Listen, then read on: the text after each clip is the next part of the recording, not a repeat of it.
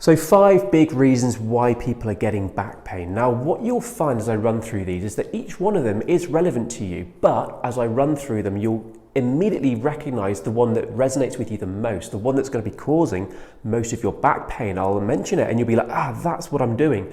That's what's causing the back pain, and that will allow you to change that. And for some people, that little tweak can be an absolute game changer in changing the amount of pain that you're living in. Number 1 is that you're simply not lifting correctly or bending correctly.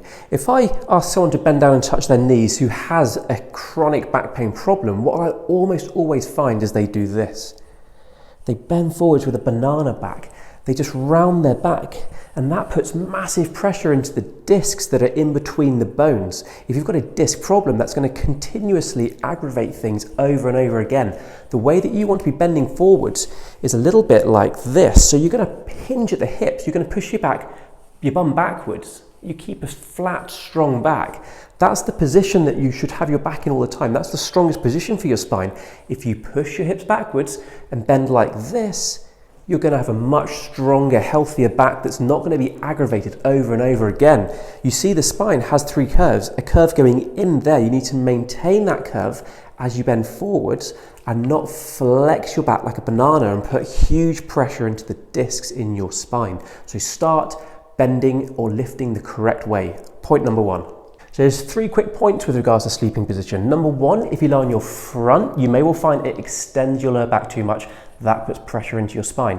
What you may find if you're desperate to sleep on your front is put a pillow under your pelvis or your stomach so that it just takes that pressure off the lower back. When you're on your side, you're going to find it useful to put a pillow between your knees. That again will take some pressure off your lower back. And when you're on your back, if you have your legs straight and it pinches in the lower back and starts aching that, put a pillow under the knees. What that will do is it will again flatten off the lower back and take pressure off your lower back. When you're sat in a chair or when you're driving your car, you need to sit in a specific way to help your lower back. If you slide your hips forwards and you slouch, you're rounding the lower back. That rounding of the lower back again puts massive pressure into the discs, and you're sat there for hours. It's really damaging to the lower back. If you push your bum to the back of the seat and then sit upwards, you can see that you retain that curvature back into your spine.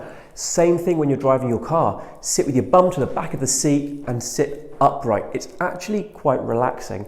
If your car doesn't have a lumbar support that can push out into your lower back, you can roll up a towel or a jumper, pop it in the lower back there so that you've got a little bit more bulk behind the lower back, which will just lift through the lower back.